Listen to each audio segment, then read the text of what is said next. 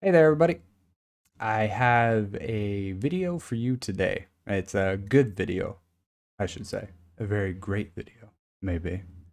I'm going to go over all the patch notes that came out today for update 1.6, which is a huge update that the community is actually very excited about. If you enjoy this video, please like and subscribe. It goes a huge way to helping the YouTube channel, and I really hope you find it helpful. Mostly today, we are going to be talking about the changes in the meta of the game and how that's going to affect competitive and ranked and just casual play. I want to say I'm going to preface this. I'm going to make my prediction right now about a legend that actually has nothing to do with the patch notes, but because of everything that's happening, this legend's going to see more play in competitive and maybe even ranked. And I think that's going to be crypto. And I'm saying this because Gibby is gonna probably get phased out a little bit with his nerf specifically, and then the massive nerf, which is huge for competitive play. For Gibbies, if you see a Gibby that's not running a massive, it's because he didn't find one. You know what I mean? If you're watching competitive, because of that, he's probably gonna see less play, and I think we're gonna actually see more Caustics and maybe even Watsons appear on the scene. Let's go over all the specifics for the changes that we have. Um, the one of the big things too is the survival slot. The heat shields, I'm really not exactly sure how this is gonna play out. They might be useful in some clutch situations, and I think they're a fairly decent item to be adding to the game. Very very unique, I should say. I haven't seen something quite like this in battle royales. But I think the huge part is giving us the players a survival slot to have a mobile respawn beacon. I think most people are actually going to try to have that mobile respawn, and I think that means in late games you're going to be seeing a lot of drops. Now, this is good and bad for everybody, really, because if you are dropping your mobile respawn beacon and trying to res your teammates, you might have a better fighting chance come late game. But also that is going to help other teams get KP on the no shields that are dropping from the sky. You know what I mean? So depending on the situation, it's either going to be good for the people with the mobile respawn, or it's going to be good for the people that are hanging out at like the final couple circles. No fill matchmaking. It's actually pretty cool. I'm excited to finally be able to just like solo queue and see how far I can get just by third partying. And I think that's a good training mechanism for, especially for people who aren't also like the greatest at the game. If you go no fill matchmaking, you are probably going to learn how to stay alive and win fights a lot better. Now, if anybody really believes that Caustic is not going to be a viable option because of his changes, which let's just read them real quick. Knocks gas grenade cooldown increase from 2.5 minutes to 3.5 minutes. Now that is a decently viable change, but the damage from a flat rate of 5 HP from the 6 to 12, that's not why Caustic is a rough legend to go against. His gas is annoying because of the slow, the stun, and and obscuring your vision. Those are the big things that stop people from pushing in. It doesn't matter that you're only taking 5 damage from, if you're trying to push into a doorway that you accidentally like triggered a gas trap or something. You're not stopping because you're not like trying to push back because you're going to be taking like damage. You're pushing back because you can't see shit, and they're just going to beam you as you walk through the door. You know what I mean? You're getting slowed, you're getting stunned, you're still taking damage too. So I mean that's still on the table, but and you can't see anything. Like the gas is just hard to deal with, and that's also kind of why I think crypto is going to be a good hard counter for this. So just keep that in mind, guys. I'm a crypto main. I think you should be too. Just don't do it while I'm trying to do it. All right, don't pick my chick. Uh, People are talking about the low profile with Pathfinder, and well, I honestly don't even really know what low profile is. So let's take a look real quick. Profile Apex.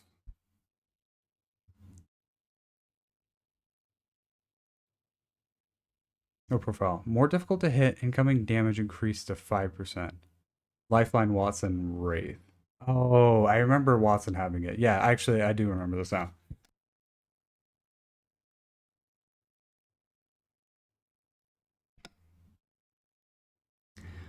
Getting rid of that, that's a huge nerf. That's a huge nerf to Pathfinder, I think. I mean, he's fun to play. I like running around in pub matches with Pathfinder. I don't think that this is a good change to him at all. I think if anything, he probably needed a little bit of a buff. Like he's not OP. Like you see him grappling, you can shoot him, right? You can still shoot him. Like I've shot plenty of Pathfinders, even if they have low profile. If they're zipping, you can see him zip across. Like the zip line still has like a decent cooldown. Like it's not like super quick like a Octane's jump pad, but it's not like it doesn't take forever like something like a Gibby ult or something. So I don't know. I don't think that's a huge change. It just means that Pathfinder's probably going to get chosen less because now he's easier to hit. So Gibby's nerf, the faster heal item usage while in dome of protection. That's huge, I think, for competitive play. And whether or not that's going to be, we're going to see the change immediately. I think that that is going to be noticed because Gibby's going to pick you up. What happens is one guy goes down. Gibby runs in, bubble, right? You're on him. You fucking pick him up. Now the guy has to heal. The guy can pop off 2 heals in that time because he has like uh, the quicker usage of the item. Now he doesn't have that. So what happens? He has to run out probably. He heals once, run out, and then has to heal again, which gives other teams opportunity. They're gonna know most likely this is what's gonna happen. They're gonna know that that person's not fully healed. That's a good time to push, right? And that means people are gonna be pushing Gibby bubbles a lot more often for anybody using Gibby. Wow, you can just do something like drop a Caustic ult on your teammate, and like no one's gonna push into gas. No one pushes into gas, right? It's stupid to push into gas. Um, I don't know. That's my opinion. Um, Horizon increased black hole cooldown from 2 to 3 minutes. She is kind of S tier, like slowing her down a little bit. I think that's helpful. Though her ult isn't really like the worst to deal with. All you really need to do is shoot it. So I think if anything, EA should have just or Respawn should have just released a video like how to deal with Horizon ults and shoot it. It's like like a 10-second video. Like it's not too difficult. Revenant. Oh, that went down really fast. Revenant silence now disables Mirage's cloaks, revive, and respond. Well, we're in a rev meta right now when it comes to ranked.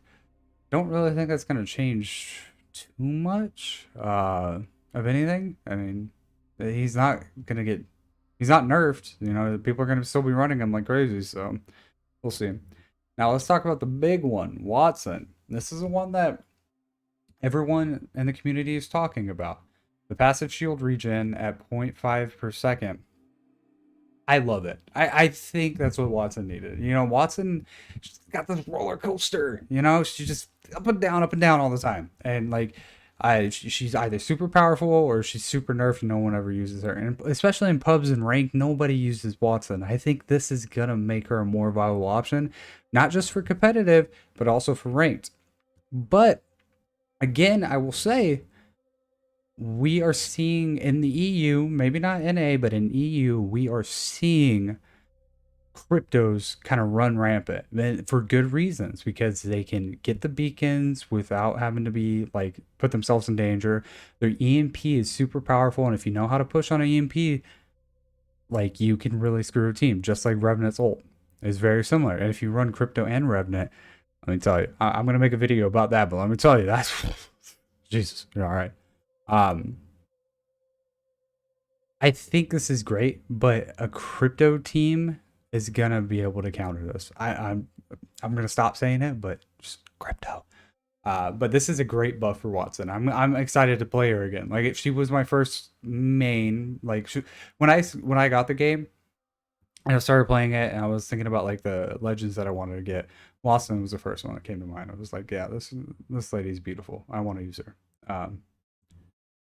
Rampart, she got a little bit of a buff. Explosives damage and covered normally instead of inflicting 200 damage, and same thing with Sheila, pretty much. Um, Dev note: Wall should be beefy and powerful once built. Before Rampart ship, we were worried that her nest would be too oppressive. Yeah. Um, the thing is, with the grenades, this is a good buff, but her so just having a shield down, it can be played around easily. You know, like it's not game changing to have that shield. If her walls, hear me out. I think if her walls were able to be placed down and you could immediately get them up and they have like full health immediately, I think that would be a way bigger buff. Like have the same animation where like the wall goes down and then the screen comes up, but if you put the wall down and it has full health immediately and then it comes up, they're not going to get shot down if you're trying to do it mid battle. If you're able to use it mid battle, then she becomes a lot more viable of an option because she just drops her attack mid battle. Like it's kind of like using Gibby's shield. You know, it's almost exactly the same. Like I haven't really thought about it until now, but it is almost exactly the same because Gibby has to go aim down the sights and then it takes a second for her shield to come up. She drops this thing. She can't even shoot. She just drops it. Then she can shoot, and then you have to wait for it to come up. I don't think she's really a viable option. Like in any ranked or competitive. She's fun to play. I mean, I've had a lot of fun with her Sheila in the past, but uh, I think this is a like on the right track. I just don't think she's gonna. I don't think this is gonna be a game changer for her. But you know, she might be able to become a legend that actually is very viable to use. Um. Okay, let's go to weapons. So they changed the AR and LMG default optics, the gold ones, to 2x bruiser, which everyone likes the 2x bruisers. I don't mind the 1 to 2 times. I see why they wanted to do the 1 to 2 times, but if you're a bigger fan of the 2x bruiser, like that's a good thing. The massive, the huge one, the one that everyone talks about. Pellet damage decreased from 13 to 11. Fire rate increased from 1.0 to 1.1. I don't like this. If you're gonna decrease the damage, just keep the fire rate the same because I don't want you. I don't want them to make the Eva and the Massive feel too similar to each other, right?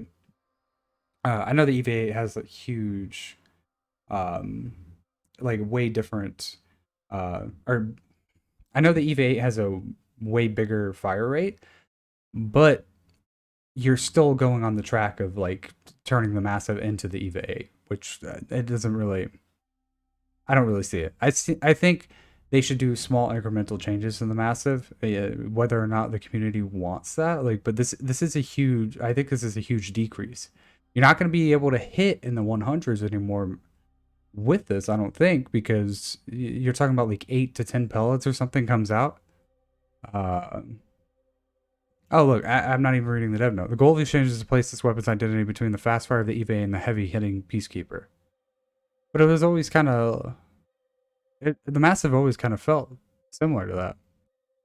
This massive has consistently been dominating in close quarters combat given its forgiving spread pattern and high damage spikes with each shot. This change reduces that high damage potential in order to limit the amount of 2 pumps players experience on the receiving end.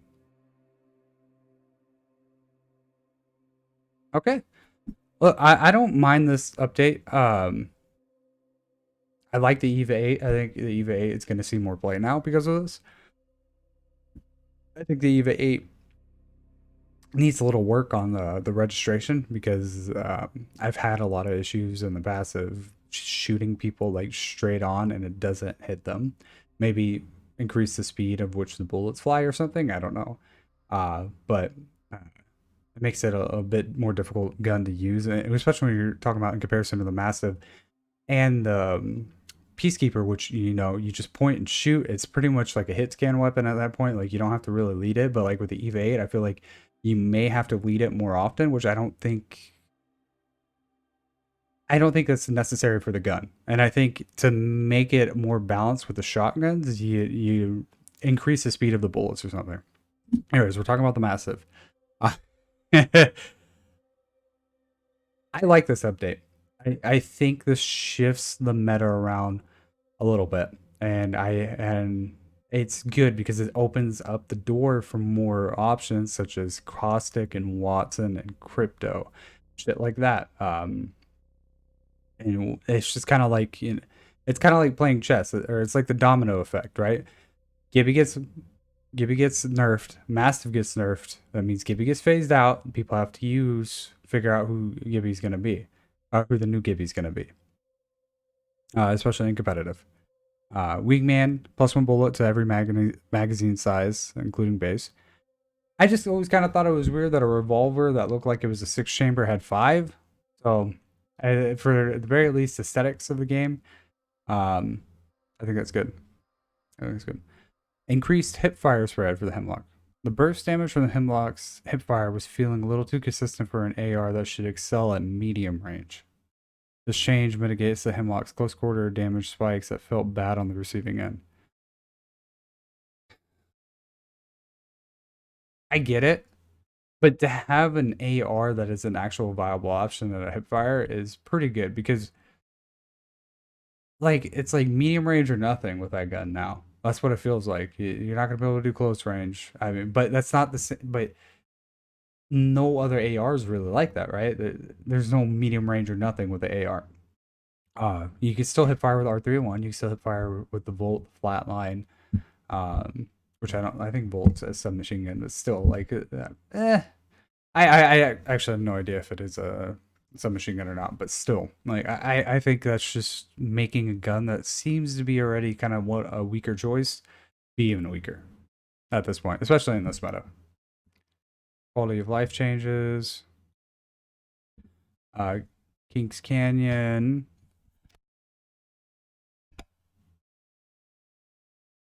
Maintaining certain amount of loot after a Mirage Voyage has flown off. The window checks across the map should have a few more pieces. Nice. Spotted Lake has been reduced to medium quality from high. That's interesting. That's going to change probably quite a bit of early game fights. Crash Site has redistributed the loot in the area slightly. The amount stays the same, but the higher quality loot should be in the ship. Okay. Caustic treatment has more loot than water treatment, and it remains high quality. Nice. Okay. Locked weapon. Okay, so yeah, for gold weapons, you can now change the optics on them. But I think this does not apply to the Kraber. This is the only one that doesn't apply to. Look at the little.